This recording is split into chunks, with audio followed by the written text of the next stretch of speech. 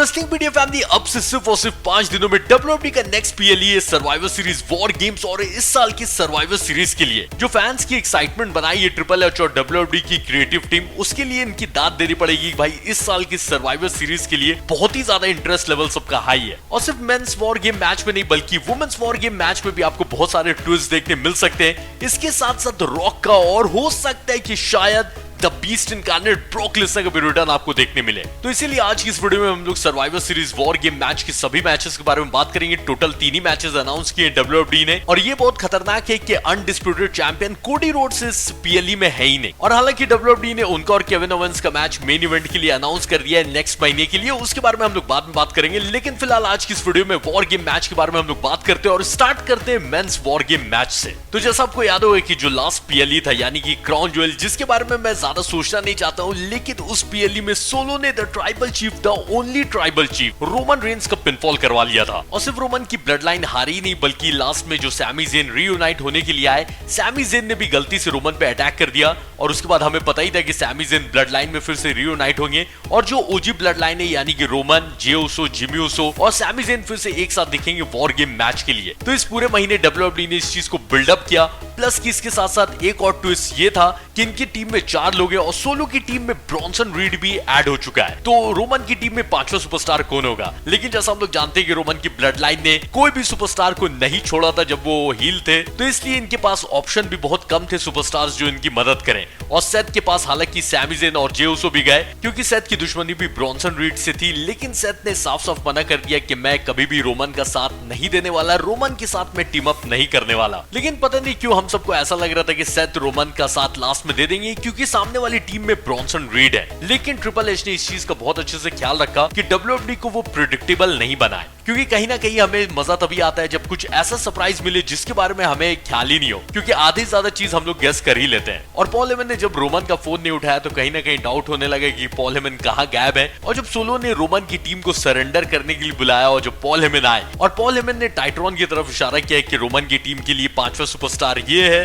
तो आपका पता नहीं लेकिन मुझे सही में ऐसा लगा कि ब्रॉक लेसनर आने वाले। और सच में मैं सरप्राइज हो गया जब सीएम पंक का म्यूजिक बजा और सीएम पंक आए। और ये चीज एक तरह से सीएम पंक की जर्नी से भी अच्छा खासा रिलेट हो रहा है। आपको याद होगा कि last year CM Punk WWE में इतने सालों के बाद सर्वाइवर सीरीज ही में आए थे, सर्वाइवर सीरीज पूरा पेपर-व्यू खत्म होने के बाद। तो कहीं ना कहीं सीएम पंक के लिए ये एक फुल सर्कल है। और सीएम पंक भी जब अपने लॉन्गेस्ट रेन में थे डब्ल्यूडब्ल्यूई चैंपियन, तो उनके एडवोकेट पॉल हेमन थे। तो पॉल हेमन के गाइस सीएम पंक रोमन से पहले थे और ये चीज सीएम पंक ने आने के बाद रोमन को बोला, भले ही माइक पे नहीं बोला लेकिन हम सब सुन ही सकते थे कि सीएम पंक क्या बोल रहे हैं। सीएम पंक ने रोमन को बोला कि ये मेरे और तुम्हारे बारे में नहीं है, ये पॉल हेमन के बारे में है। और पॉल हेमन पर सोलो ने अटैक किया था, सोलो की पूरी ब्लड लाइन ने बहुत तंग किया था और उस चीज का बदला लेने के लिए सीएम पंक रोमन के साथ टीम अप कर रहे हैं। और जब रोमन ने बोला कि ये मेरे वाइस मैन है तो सीएम पंक ने बोला कि वो हम लोग बाद में देखेंगे। तो पहली बात ये कि सीएम पंक का ये बोलना कि ये लोग बाद में देखेंगे कि पॉल हेमन किसका साथ देंगे, तो ये तो एक शक पैदा करता ही दिमाग में। प्लस इसके साथ साथ ट्रिपल एच ने जो कांड करवाया है,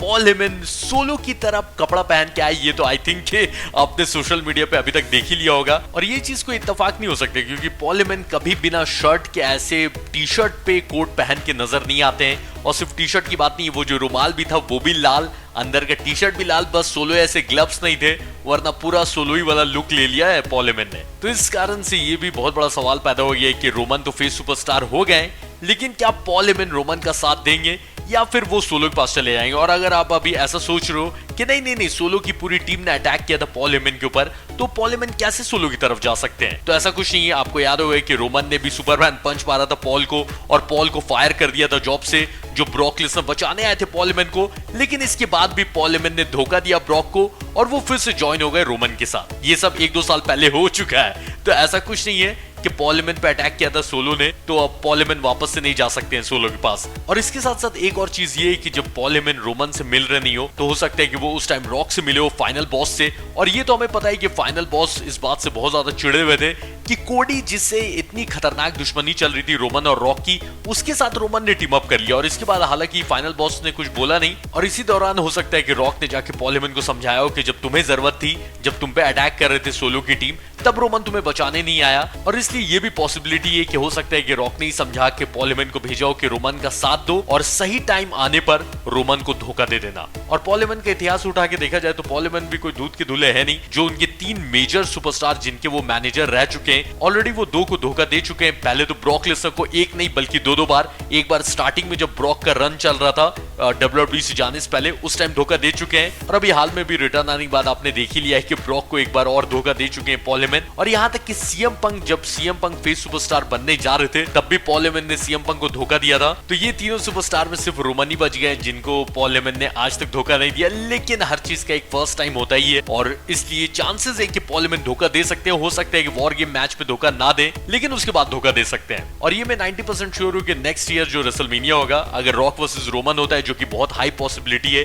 कि यही मैच होगा, तो पॉल हेमन या तो पहले ही धोखा दे चुके होंगे रोमन को या फिर रेसलमेनिया की रात रोमन को वो धोखा देंगे। तो खैर की उतनी दूर की नहीं सोचते, अभी फिलहाल बात करते हैं survivor series war game match की। और वॉर गेम मैच में जो रोमन की ओजी ब्लड लाइन के साथ सीएम पंक ने टीम अप किया है, तो इस वजह से इस मैच में एक नया डायनेमिक्स आ चुका है कि सीएम पंक ओजी ब्लड लाइन के साथ कैसे टीम अप करते हुए दिखेंगे। रोमन और सीएम पंक आपस में भिड़ेंगे तो नहीं और ओजी ट्राइबल चीफ अपना क्राउन ज्वेल का बदला लेते हुए नजर आएंगे जब सोलो ने उनका पिनफॉल कर लिया था। तो इसलिए इस साल वॉर गेम मैच में रोमन की टीम जीतेगी अगर पॉल हेमन ने धोखा नहीं दिया तो। और ऑब्वियसली जब ब्लड लाइन का इतना चैप्टर चल रहा है तो बस अब एक ही आदमी की कमी है, द फाइनल बॉस रॉक की। तो survivor series war game match में जब रोमन की टीम जीत जाएगी तब हो सकता है कि रॉक आए और एक खतरनाक टाइप का शोडाउन अपने को देखने मिले। और हालांकि मैं आपकी ज्यादा उम्मीद नहीं बढ़ाऊंगा ये बोलकर के ब्रॉक लेसनर एकदम कंफर्म है कि आ सकते हैं, लेकिन कहीं ना कहीं उम्मीद है जब इतने सुपरस्टार लोग रिटर्न आ रहे हैं तो अब नेटफ्लिक्स पे भी जाने वाला है WWE 1-1.5 महीने के बाद, तो ब्रॉक लेसनर भी शायद गुंथर और डेमियन प्रीस्ट के मैच के बाद आपको दिख सकते हैं। गुंथर वर्सेस ब्रॉक लेसनर अभी भी होना बाकी है और गुंथर का भी ये ड्रीम मैच था कि रेसलमेनिया में उनका और ब्रॉक का मैच हो और उनका और ब्रॉक का मैच रेसलमेनिया वर्दी ही है। तो अगर ब्रॉक इन केस आ भी जाते हैं, ऐसे में चांसेस फिर से बोलूंगा कि कमी है,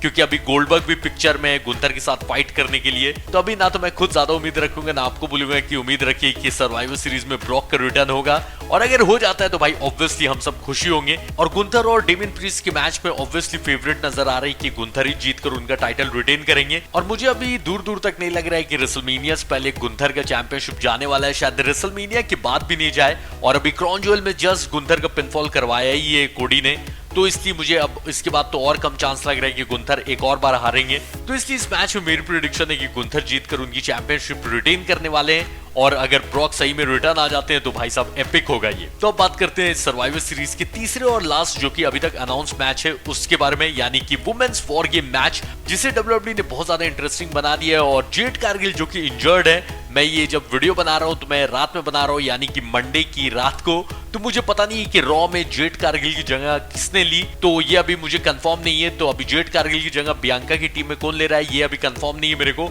लेकिन अगर आपने रॉ देख लिया तो आप लोग कमेंट करके बताना। तो इस वुमेन्स वॉर गेम मैच के लिए मेरी प्रेडिक्शन ये है कि रिया रिप्ली की टीम जीतेगी, क्योंकि लास्ट टाइम रिया रिप्ली हार भी गई थी वो रकेल रॉड्रिगस की वजह से। और लिव की टीम में दोस्ती कम दुश्मनी ज्यादा है, लिव और नाया जैक्स की दुश्मनी है ही, प्लस की women's money in the bank winner Tiffany का कोई ठीक नहीं है, नाया पे या फिर लिव पे इस वॉर गेम मैच के दौरान भी कैश इन करने की कोशिश कर सकती हैं। तो ऑल इन ऑल लिव की टीम की तरफ बहुत ज्यादा कंफ्यूजन है, इसलिए जीते ही चांसेस रिया रिप्ली यानी कि बियांका ब्लेयर की टीम के ज्यादा है। और सर्वाइवर सीरीज 2024 इंडिया में आप देख सकते हो 1 दिसंबर की सुबह 5:30 बजे से सोनी लिव पर। और चलिए मैं मिलता हूं नेक्स्ट वीडियो में, जाने से पहले मेरे भाई वीडियो को लाइक करना, नहीं हो तो सब्सक्राइब करना। Take care.